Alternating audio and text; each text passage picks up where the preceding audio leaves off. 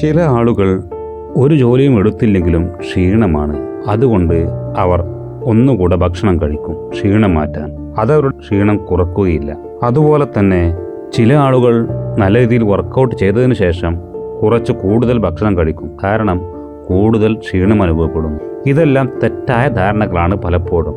കാരണം നിങ്ങൾക്ക് ഡീഹൈഡ്രേഷൻ കാരണം ശരീരത്തിൽ ജലാംശം നഷ്ടപ്പെട്ട കാരണം പല ലവണങ്ങളും നമ്മുടെ ശരീരത്തിൽ നിന്നും കുറയുന്നു. അത് കാരണം ക്ഷീണം വരാം. സോഡിയം കുറഞ്ഞതിൻ്റെ പേരിൽ പൊട്ടാസ്യം, മറ്റു മിനറൽസ് ഇതിൻ്റെ എല്ലാം ലഭ്യത കുറഞ്ഞാൽ നമ്മുടെ ശരീരം ക്ഷീണിക്കും. നമ്മുടെ ഉറക്കം കുറവുണ്ടെങ്കിൽ നമുക്ക് ക്ഷീണം അനുഭവപ്പെടും. നമ്മുടെ ശരീരം ചലിക്കാതെ നമ്മൾ അങ്ങനെ ബെഡിൽ കിടക്കുകയാണെങ്കിലും നമുക്ക് നല്ല രീതിയിൽ ക്ഷീണം അനുഭവപ്പെടും. കാരണം ബ്ലഡ് സർക്കുലേഷൻ നല്ല രീതിയിൽ നടക്കുമ്പോഴാണ് നമുക്ക് എനർജി ലഭിക്കുക. അപ്പോഴേ നമ്മുടെ ശരീരത്തിലുള്ള ഭക്ഷണങ്ങൾ നമ്മുടെ ശരീരത്തിൻ്റെ പല ഭാഗങ്ങളിലേക്കും എത്തുക. അങ്ങനെ മൂവ്മെൻ്റ് ഇല്ലാത്ത കാരണം കൊണ്ട് നമുക്ക് ക്ഷീണം അനുഭവപ്പെടാം. ഇങ്ങനെ പല കാരണങ്ങളും ക്ഷീണത്തിൻ്റെ കാരണമായിട്ടുണ്ട്. അതുകൊണ്ട് എല്ലാ ക്ഷീണവും ഭക്ഷണത്തിന് വേണ്ടിയാണ് എന്നുള്ളത് തെറ്റിദ്ധരിക്കരുത്. ക്ഷീണം വരുമ്പോൾ എപ്പോഴും കൊടുക്കേണ്ടത് ഭക്ഷണമല്ല.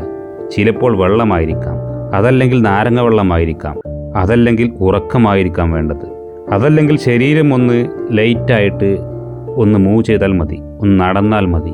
അങ്ങനെ പല കാര്യങ്ങൾ കൊണ്ടും നിങ്ങളുടെ വിശപ്പിനെ നിങ്ങൾക്ക് മാറ്റാൻ സാധിക്കും.